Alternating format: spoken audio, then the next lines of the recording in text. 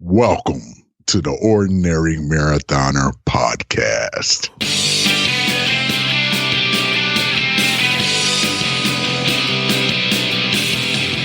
Hello and welcome to the Ordinary Marathoner Podcast. My name is Coach Scott. I'll be your host today. It is Monday, January 27th.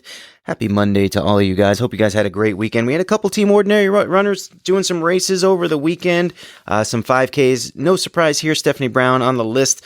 I think that's the second week in a row for her, doing the Tooth Trot 5K in Melbourne, Florida. Way to get out there and get that one done. The Tooth Trot, huh? It's like a dentistry thing. Like, did you guys all like dress up as the Tooth Fairy? The funny thing is like you can't even joke around about that because you never know with the running community. It might be everyone dresses as the Tooth Fairy and goes out there. But anyway, hope you had a good run out there, Stephanie Brown. Also, Ronald and Tabby Booz, the couple that runs together out in Asheville, North Carolina, doing the Hot Chocolate 5K over the weekend. Good to see you guys out there and getting it done. A couple new members of Team Ordinary. Just wanted to announce welcome to the team, Kevin Payne and Mike Romans over the past week. Both of these guys looking forward to getting involved into our Team Ordinary Super Bowl box pool, which opened today. We've got about 6 or 7 boxes full already. I'm sure that as the day goes on, those are going to fill up quicker and quicker. We're going to be open. We're going to leave that pool open through the week. So up until Friday, anyone that's a member of Team Ordinary can do up to 2 runs, get up to 2 boxes. Every time you post a run, you'll get a box in the pool. So you can get up to 2 boxes. And hopefully we'll fill the pool this week during the week. If not, we'll open the pool up again on Saturday. And again, you can win a whole bunch of Team Ordinary merchandise, more shirts, more hats. Of course, I'm not wearing the hat today. It's like the first time in months I'm not wearing the hat. But shirts, hats, bags, all that good stuff, and a $25 Amazon gift card will go to the pool winner at the end of the game. So, if you're not a member of Team Ordinary, you want to get involved, head on over to teamordinary.com, get registered. Use the coupon code SUPER for $5 off. You get $5 off of membership, which is already pretty cheap to begin with, I got to say. You'll get your athlete profile page along with all the stuff that I just mentioned, the hat, the shirt, the bag, a Team Ordinary sticker, but you also get your athlete profile page, and you get to put all your races on the race calendar, and your races will be read on the podcast as you do them. There you go. I mean, I think it's a pretty good deal. I think we got a really good thing going on here, guys. I'd really love to see that expand and get a lot of people involved. I love making trips down to the post office, getting the shipping department all up and going. Just made one this past Friday, sent out about 4 boxes, and I love saying hello to the people down in the post office. It's like it feels like you're doing good work, good busy work for the team. We had a great podcast last week with Tamara Johnson. It was an amazing story. Here's a woman who decided to start running in 2016. Her first run was a run to the mailbox. Just get to the mailbox. And already this year, she has run her very first 100K. That is just incredible. That's like 62 miles, guys. 62 miles. A great story. I spoke to her for about a half an hour. That was the last podcast. The YouTube video is getting a lot of views, and I know the podcast getting a lot of downloads as well. So check it out if you haven't checked it out already. As for me, guys, so far this year, I am down 10 pounds and feeling absolutely great. And there's no secret. It is no secret to how it's happening. It's a complete, change and shift in my mindset and focus in training and diet. I mean, that's the way it works, guys. There's really, and honestly, when I'm losing weight, it's so clear. It feels so clear. And really all it is dedication to consistent exercise and a steady diet and a disciplined diet. Exercise-wise, I have been waking up every day, as many days as possible at 6 a.m. so that I can get on that bike and check off the box that I've done a workout. I've been on that bike every single day this year since January 2nd. So the 2nd even through this morning, through the 27th, got up, got on the bike, most days at 6 a.m., check that box, and I tell you, man, you get that workout done in the morning and you approach the day with a totally different flavor. You've already done something. It's like anything else is gravy, and you can kind of go in that day knowing that you've already been a little bit productive. Not that you can sit on your ass all day for the rest of the day and do nothing. It just kind of, it ignites it ignites the system. It gets you moving, gets you going. And I find it propels me into the day and lets me be a little bit more productive throughout everything that I'm doing during the day. It's absolutely awesome. And so riding in the morning every day has been really great. And then I typically supplement that with a second workout, be it a run. I've been doing Zwift's running program the last 2 weeks. So I've gotten about 7 or 8 runs through Zwift. They've been pretty short, but you know what? I'm okay with that. I've been okay with that. I've just accepted that, you know what? I got to kind of start easy with the running. I find, especially when I gain weight, I'm more susceptible to injury through that impact of running every single day, all the time. So I'm kind of trying to ease myself back into the running, and I think that's been smart, especially coupling it with the cycling. It's been great for me, and like I said, I'm down 10 pounds because of it. We've been doing our Thursday night Zwift rides. Again, if you're listening, and you don't have to be part of Team Ordinary for this, you just have to be on the Zwift platform and and on the bike portion of the Zwift platform. If you want to join our Thursday night rides, just let me know. You have to follow me and I'll invite you into our Thursday night rides. We had a bunch of people kind of cancel on us last minute on Thursday, which was fine. Everyone's got their own personal lives and stuff, things you got to do. We've had up to 9 people show up at certain Thursdays. Last week was 4. Jenna Austin showed up and she just absolutely kicked our butts, man. She was so fast. But I also want to thank Matt Shore and Jacob Polzen for showing up. They've been my consistent guys, man, my rocks that they come pretty much every Thursday. So it's good to see them, and looking forward to next Thursday's ride as well. I got to put that one together and get that invite sent out to you guys, because hey, you know what? It's been good for me. I enjoy it. It pushes me a little bit having other people there, and it's kind of good conversation. It's a good workout and good conversation, and good seeing a lot of people out there, getting you guys out there and sweating, and it's good stuff. As you know, we're doing the Whole-30 diet. Steph and I did the Whole-30 diet last year for January, and it was pretty successful. I think I lost about 10, 11 pounds on it that last year as well. So we started again this year. This year, I got to tell you, she made about 8 days. She was getting a headache. She said it was because of the diet. She thought it was because of the diet, so she started eating a little bit more of the stuff that you're not supposed to eat. But she's been kind of healthy, but she's off the Whole-30 ever since day 8. She's been off the Whole-30. Me, you kind of give me a little bit of a framework and some rules, and I'm usually pretty committed. I've broken them here and there, but in general, I've stayed pretty positive. Now, there are some sort of hocus pocus, kind of like voodoo things about the Whole-30 that I don't like. But I take a look at it from a perspective of these are the things that are going to help me, reach my fitness goals. And, we talk about weight, and I do want to say, too, and I always try to preface this, because when I think about weight, weight affects my performance, and I know that. It affects my run pace. It affects my cycling pace. Cycling, it is so apparent how much, when you go up a hill and your weight is in there at 230 pounds and some guy rides up next to you at 150, man, they will smoke you. They just make you feel like you're standing still. And meanwhile, you're pushing out more power than them, but because you weigh more, it's really a detriment. So, I look at weight as another statistic, as another data point that feeds the puzzle that is fitness. So for me, that's the way I look at it. I feel like I need to weigh myself every day. I've kind of talked about that ad nauseum. If anyone wants me to go through that and why I do that, look, here's the thing. And I'll give you the basis for it.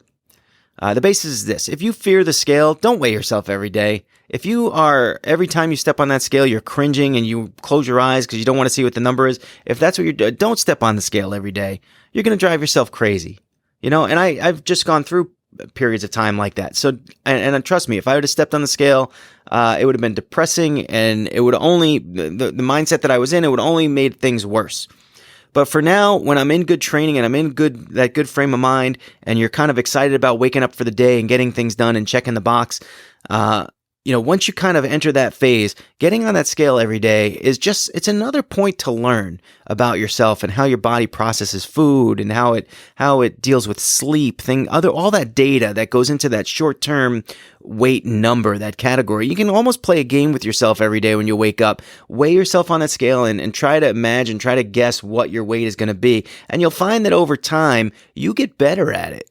Because you're learning the things that go into that number. Like what makes you, there is a long-term sort of trend line that you can make. And if you're on a good diet and a good exercise program and that weight is going down and that's what you want and that's part of your goals, and that weight is going down, you're going to have data points above and below that trend line.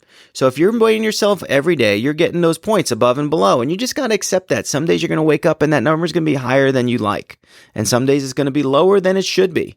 And you're going to say, if you know that it's low, if you guess that you're going to be 238 and it's 236, you can maybe say to yourself, well, maybe that's a little bit artificially low for some reason. I missed something. There's probably a reason for it. And then the next day when you step on the scale and it's back to 238, you'd be like, oh, all right, I knew better. You can accept it better. As opposed to if you step on a scale every week, and then if you step on that scale on one of those days where it just so happens to be a low day, right? And you're below trend line, you might think, oh, I'm doing awesome. And then you might have another great week and you get all your exercise done and you stick to that diet. But then you step on that scale the following week and you're on an uptrend, right? You're above trend line. It may look like you gained weight that week. And meanwhile, you've had a great week and you're just sort of missing that short-term number, which is why I weigh myself every day when I'm in that good training zone and I want to learn more about that data point, make sure that I have a good handle on it. By the way, weighing yourself every day on the Whole-30 is a no-no. And anytime you break the rules on the Whole-30, one of the hocus pocus things is that you got to start over, which is a joke. I'm down 10 pounds. Another thing is that, I probably had alcohol like 3 nights. We opened a couple bottles of wine. I bought a nice steak the other night. We bought porterhouse steaks and I cooked them up. Did a real good job too. So Steph and I had porterhouse steaks and we're sitting there. And I'm like, I'm about to put them on the grill and I'm like, we need a bottle of wine for this. You spend $30 on steaks. It deserves a bottle of wine. So I went out and got a bottle of wine. Look, it had to happen. And it's against the Whole-30, but screw the Whole-30 and that hocus pocus. I'm down 10 pounds. We wanted some wine with the porterhouse. You have to do it sometimes, You just got to do it, And hey, look, I'm not saying, look, some people, they don't drink, and that's cool too. I admire that. I admire that totally. But, to each his own, it's kind of thing. And, I've, under the Whole-30 diet, I drink a lot less than I normally do. So there's that. That's a good thing. I am passing up the snacks, man. I walk by that snack drawer. It's got all of Sam's Oreo cookies in there that she takes to school, and on a normal day from last year, I might have grabbed a little bit, and those little snack bags, they're like 140 calories or whatever they are, mini Oreos or mini Nutter Butters or whatever they are. And I pick them up and I eat them. And eating one isn't a big deal, but then you kind of accept one, it's only 140 calories, so I'll have 2. Oh, so I'll have 3 or 4. And then you have 4 in a day. It's a bad trend, a bad pattern to get into. And all of a sudden, I flip that switch, I'm on Whole-30, and I walk by that closet, and I don't even have to think about picking out those Oreo packets. I don't even touch them. And all that. So it's that consistent exercise, and it's been that disciplined diet that has really gotten me to where, to down 10 pounds in a month. Now, I am not going to stay Whole-30 compliant going forward after 30 days. Starting on day 1, I have a date with my daughter at JB's Ice Cream. We're going to get root beer floats. I owe her a root beer float. She scored her first bucket yesterday. She's been playing basketball for 5 years. And I don't know, the whole Kobe thing yesterday was so crazy. And for her, and we'll remember it now for like another reason, because my daughter scored her first ever basket in a game on that day, which is like a really, I don't know, maybe I shouldn't make that connection. It's a little too soon, but it's like, it gives me the chills to think about. Like, I don't know. It's just kind of strange. But yeah, she scored. It was a big bucket too. The team really needed it. She put the team up like 18-12. They wound up winning 18-15. Yeah, it's still low scoring. She's only 10. But it was, they won 18-15, and, the other team actually, I think, got a shot off in the last few seconds, and it didn't go in. But hey, it would have been really close. It would have been a lot closer. They could have lost if not for her bucket. So she played great. I'm so proud of her. I really am. I don't know. For a little girl to go out every year, I ask, hey, you still want to play? You still want to play? She says yes. She really loves to play. And it finally paid off. And she's not, I hate to say that she's not good at it. She's not that she's not good. She's little. She's a little kid. She's short for her age. She gets kind of lost amongst the trees. She gets a lot of steals. She makes a lot of nice passes during most games. She's aware. She just hasn't had, she's taken a few shots. There was a few years there she couldn't reach the bucket, but she finally got one in, and Dad was so proud. Everyone, people just people that knew were very excited for her. I was thrilled. I think nothing over the last couple of weeks beats that moment for me. It was just a great moment, and just very happy for her. Anyway, so that's really it. I mean, I got a couple other commitments that I made for the month that I do want to mention because I haven't come through with them, and I feel bad about that. But so far, we'll see. They both can come through still. I still got a week. The tattoo, the Iron Man tattoo. I've contemplated this a lot, guys. I've contemplated throwing it around. What am I going to do? What am I going to get? And a lot of people have these ornate designs. I'm not an ornate design person. I'm very simple. I'm a very simple person. I don't need to spend a lot of money on a tattoo. For me, it's kind of like, all right, Iron Man was a rite of passage, and I feel like, yes, I need to get that little M dot on my leg. In a way, I get, some people are saying like, all right, now that it's run, it's like a corporate entity, and you shouldn't get a corporate logo. And you know what? I get that, because I think to myself that, hey, maybe someone sees my tattoo and decides, hey, that's cool. If that guy can do an Iron Man, maybe I can too. And they get into it and they get involved, and whatever. You just kind of you broaden the spectrum of people doing Iron Man races. Then all of a sudden there's a gazillion races. They're charging $1 million a race. And that's partly my fault because I've gotten a tattoo. That's, I know it's a stretch, but you get what I'm saying. I do understand that, but I do feel like it's a rite of passage when you finish the Iron Man. So I will get one. And I am thinking about getting it this week. I just got to fit it into the schedule. So stay tuned for that. That was one promise I met. The other commitment was I have been dying to do a live stream of Zwift and the Zwift platform, the cycling platform that we use. And I've tried it a couple times, and some of you may have seen it on the internet. Some of you may have seen it on the YouTube channel. Once it was just me looking confused because I pushed the wrong button and I went live by accident. And another time I actually did try the live feed, and the webcam is fine. You can see my face. You can hear me talking. You can hear me doing the whole thing. The Zwift screen sticks, and I don't know why. I can't really get it. I've played around with it. I've watched hours of YouTube videos on how to stream and do live stream and fix your live stream, and I can't get it to work. I've changed numbers, bit rates, and resolutions, and whatever it was. I've changed it. To try to make it latency and all this good stuff that I don't even really know what it is. I just am trying to learn how to do it. And it just hasn't worked out for me. So I have a couple other tricks that I'm going to try. I know that the world is in desperate need of more live stream podcasters, and Zwifters. I'm like the funniest one though. I mean, you see these professional guys out there winning races and stuff. You don't want to see that. You want to see some people suffer. Damn it. By the way, I took an FTP test over the weekend. I took something called a ramp test, which from now on, I'm a ramp test buyer, guys. So I used to take these tests that were like 20-minute efforts of give your most insane effort over 20 minutes. And the problem would be is I get really wide-eyed in the beginning, and I just kill myself over the first 10 minutes, and then I struggle so hard over the next 10 that I die out before I can even finish. So the ramp test, what it is, it starts you at a certain wattage. I think it's like 100 watts, and every minute it goes up 20 watts, and so you go from 100 to 120. It starts getting harder and harder and harder. For me, I think I made it, the last level I got up to was 300 watts before I just couldn't pedal and keep up. And which equated to an FTP of 209 watts. If you followed the show, my history with wattage and FTP, I started out at like 188 in 2016. I made up to 198 after that year. When I started training last year, I was in the low 200s, and I made it up to 236 watts for my FTP last year, which was probably like May. And then given my dip in training, I went back down, and then I tested it this week. I was kind of hoping for like a 215 to 220 number, and it was 209. So a little disappointing.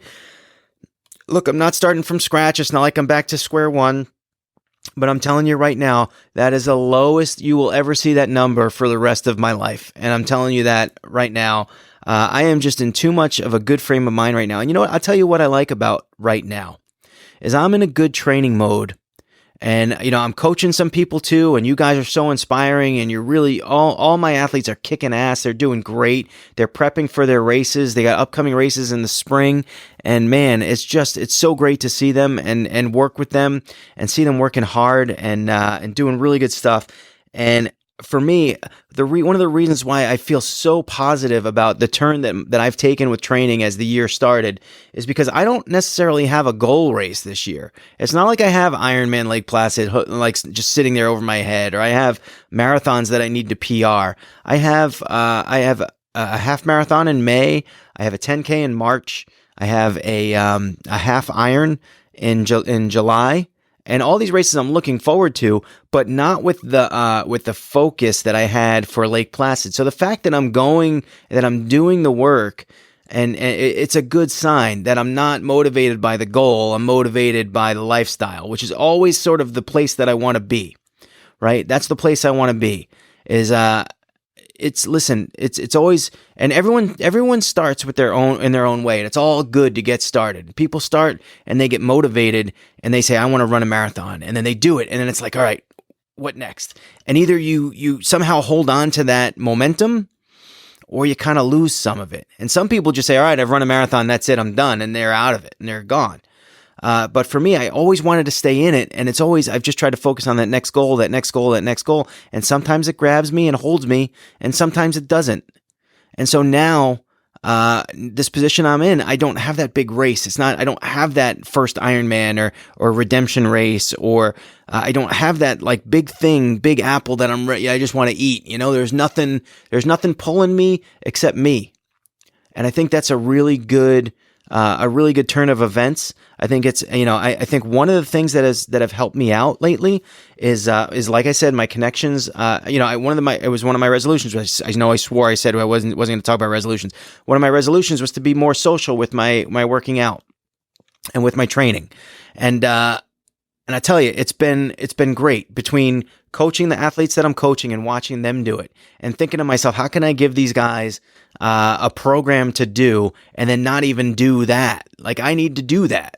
I need to be able to, if I give an athlete a Zwift ride and they say to me, hey, meet me out on Zwift so we can do this ride together, and I'm free that day, I got to do that ride. So I better be in shape enough to do that ride. Right? I mean, it's only common sense. So those guys are motivating me. I have people like Matt Shore and Jacob Polson who get on Zwift and do races and ride for hours. And I watch them and I think to myself, man, I think that I'm doing well. Look at these guys. They're insane. They're setting the example, like they're setting the bar so high, and it's just something else to reach for. And you wonder sometimes, like, oh, gee, why didn't I improve in Ironman? Well, look at those guys. Look at those. Are you doing that? Because I ain't doing that. I'm doing well. I ain't doing that. It's but it's great to see. It's great to get that motivation and from other places other than your own heart and your own, like I said, that apple, that race that you want so badly, that goal that you want to achieve so badly. It's great to kind of have that camaraderie, and we're really been super supportive lately and super active on our Facebook group page at Ordinary Marathoners. It's been great. And I only say, let's keep it up, keep up the momentum. You guys have been really active and supportive of one another. And let's keep it going into as the year goes by. Let's not lose that momentum. I'm down 10 pounds. I tell you what, I'd love to be down another 10 by the time I take that start line for my 10K in March. We'll see. That might be a lot to ask, but we'll see. I just got to stay on the straight and narrow. Like I said, consistent exercise, disciplined diet, and I think I'll get there if I really focus hard. So, hey, train hard, work hard, and remember, every day is an ordinary day unless you make it extraordinary. So get after it.